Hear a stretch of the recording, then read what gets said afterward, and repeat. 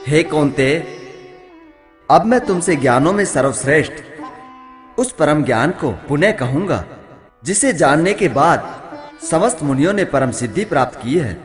इस ज्ञान में ही ध्यान केंद्रित करके मनुष्य मेरी जैसी दिव्य प्रकृति को प्राप्त कर सकता है। इस प्रकार वो ना तो सृष्टि के प्रारंभ में पुनः उत्पन्न होता है और ना ही प्रलय के समय विचलित होता है।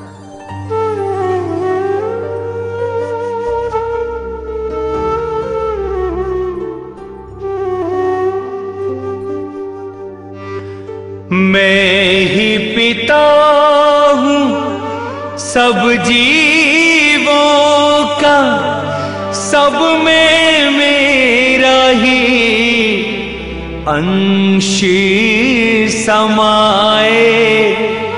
संजोग प्रकृति कार्य मेरा, जीवोत्पत्ति का कारण कहाए। सृष्टि का बीज प्रकृति मध्य, हे अर्जुन मुझसे जाए। जीवों को जन्म दे के प्रकृति माता बन के गोद खिलाए।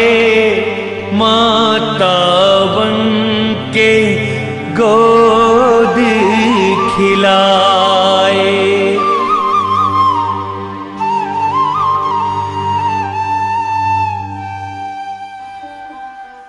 हे भरतपुत्र, ब्रह्म नामक समग्र भौतिक वस्तु जन्म का स्रोत है और मैं उसे ही गर्भस्थ करता हूं, जिससे समस्त जीवों का जन्म संभव होता है।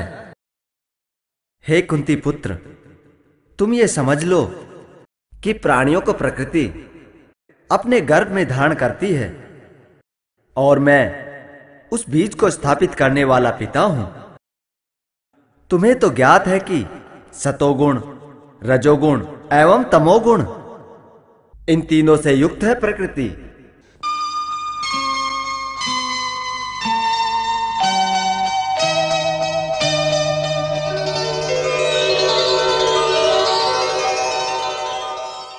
जब शाश्वत जीव प्रकृति के संसर्ग में आता है तो वो अपने आप इन गुणों से बन जाता है।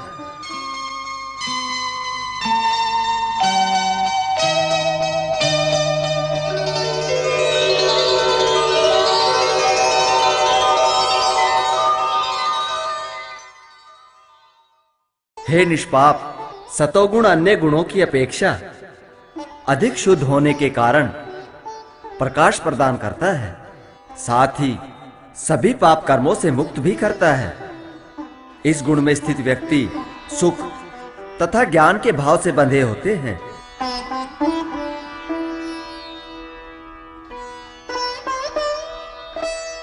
हे कुंती पुत्र, रजोगुण की उत्पत्ति असीम आकांक्षाओं तथा तृष्णाओं से होती है।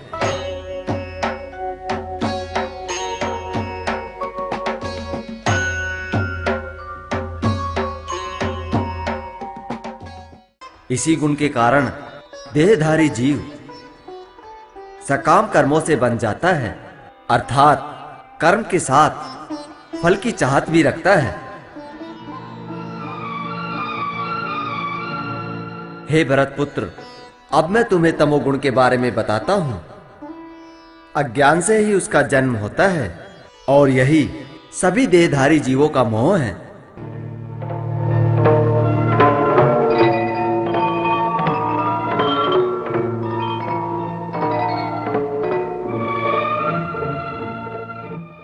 इस गुण के प्रतिफल प्रमाद, आलस्य और निद्रा है, जो जीवात्मा को बांधते हैं। हे भरतपुत्र, सतोगुण मनुष्य को सुख से बांधता है, रजोगुण सकाम कर्म से बांधता है और तमोगुण मनुष्य के ज्ञान को ढककर उसे प्रमाद से बांधता है।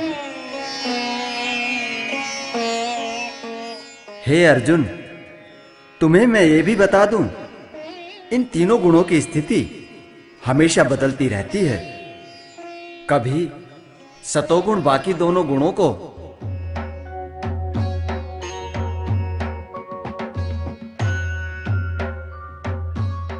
तो कभी रजोगुण अन्य दोनों गुणों को परास्त कर देता है।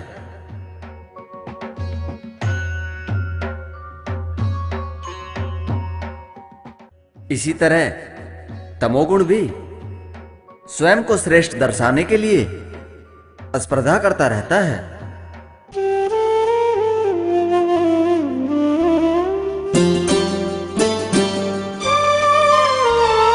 ज्ञान भरे और पाप हरे जो, हे अर्जुन वो सत्य कहाता।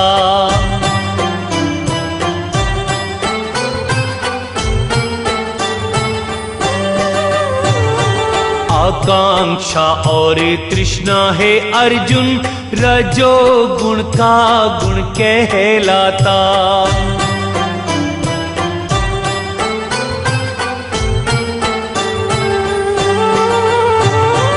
बंधा रहे जो मोह अज्ञान से,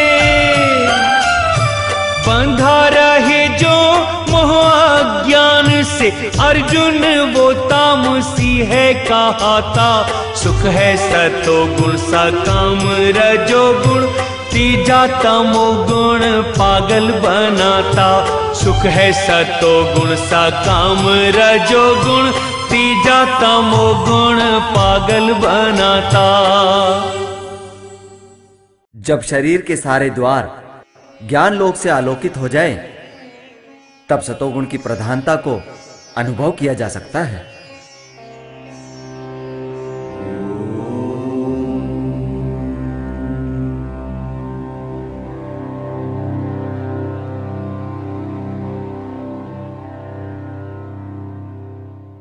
हे भरतवंशियों में प्रमुख, जब रजोगुण में वृद्धि हो जाती है तो अत्यधिक आसक्ति, सकाम कर्म, गहन उद्यम तथा अनियंत्रित इच्छा एवं लालसा के लक्षण प्रकट होते हैं।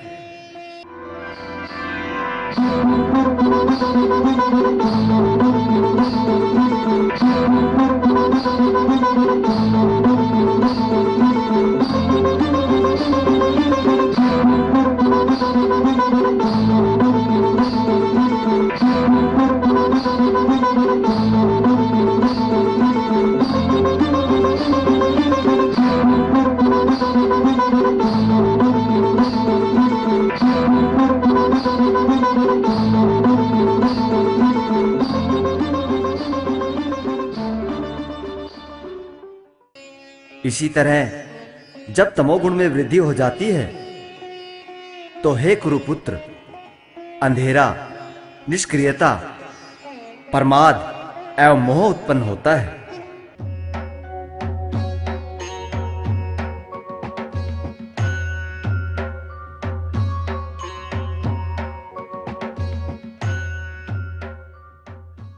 हे अर्जुन, जो जीवात्मा सतोगुण में देह का त्याग करता है, वो निर्मल दिव्य स्वर्ग लोक को प्राप्त करता है।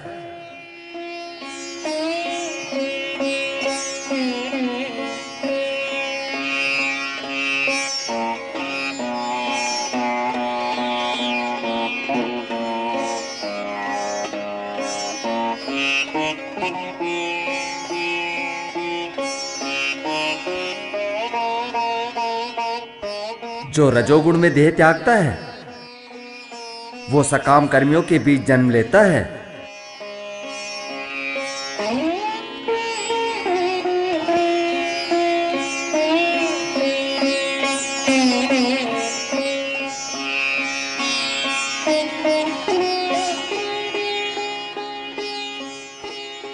परंतु हे पार्थ, यदि कोई जीवात्मा तमोगुण में देह का त्याग करता है, वो पशु योनि में जन्म लेता है।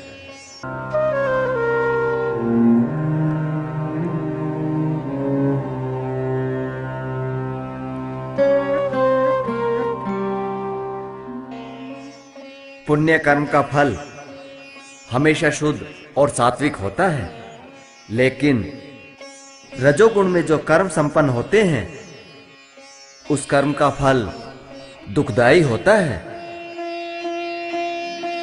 इसी प्रकार तमोगुण में जो कर्म किए जाते हैं वो मूर्खता में प्रतिफलित होते हैं। हे अर्जुन, सतोगुण से वास्तविक ज्ञान उत्पन्न होता है, रजोगुण से लोभ उत्पन्न होता है और तमोगुण से अज्ञान, प्रमाद और मोह उत्पन्न होते हैं। हे अर्जुन, सतोगुणी स्वर्ग आदि उच्च लोकों को जाते हैं, रजोगुणी पृथ्वी लोक पर ही रह जाते हैं, जबकि तमोगुणी नरक लोक को प्राप्त होते हैं।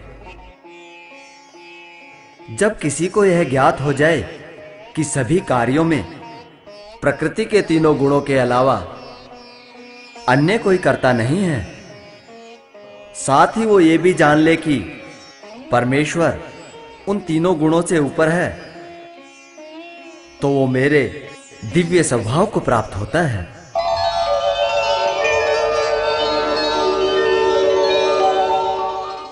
जब देहधारी जीव शरीर से जुड़े इन तीनों गुणों से आगे निकलने में समर्थ होता है, तो वो जन्म, मृत्यु, वृद्धावस्था तथा उनके कष्टों से मुक्त होकर इसी जीवन में अमृत का भोग कर सकता है।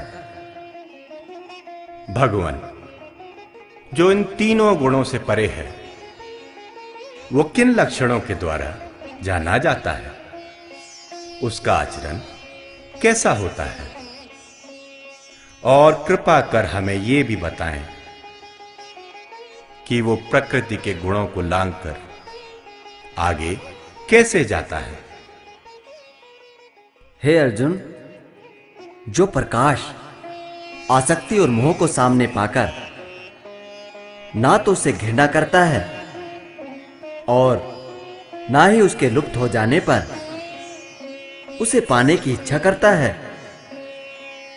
इसी तरह जो भौतिक गुणों की समस्त प्रतिक्रियाओं से निश्चल तथा अविचलित रहता है और यह जानकर उदासीन रहता है कि केवल गुण ही क्रियाशील है, ऐसे लोग सुख दुख सभी को एक समान मानते हैं। उनके लिए मिट्टी और सोना दोनों एक समान होते हैं। जो अनुकूल तथा प्रतिकूल के प्रति समान बने रहते हैं, उन्हें ना तो प्रशंसा से खुशी होती है और ना ही बुराई से दुख।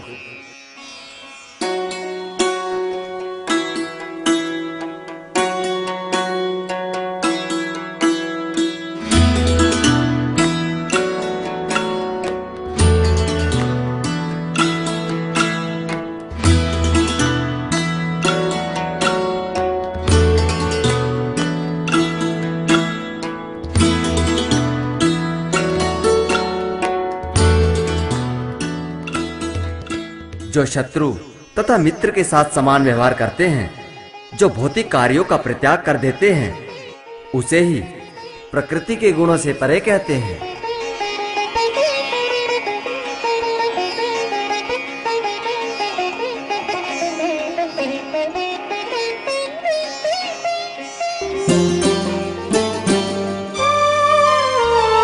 भौतिक गुणों की प्रतिक्रियाओं से निश्चल और अविचल जो रहता,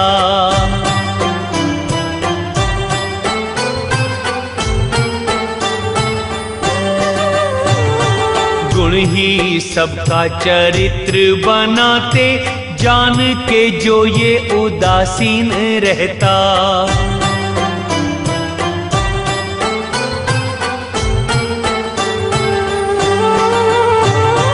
कर्म फलों का वो परित्यागी,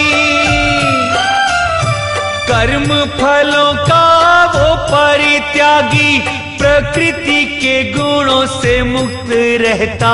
सुख और दुख में समान रहे वो, मिट्टी व स्वर्ण समान समझता। मान अपमान प्रशंसा बुराई, शत्रु व मित्र में भेद न करता। जो पूर्ण भक्ति में मग्न सभी परिस्थितियों में अविचलित रहता है, वो तुरंत ही प्रकृति के गुणों को लांघ जाता है। इस प्रकार वो ब्रह्म के स्तर तक पहुंच जाता है।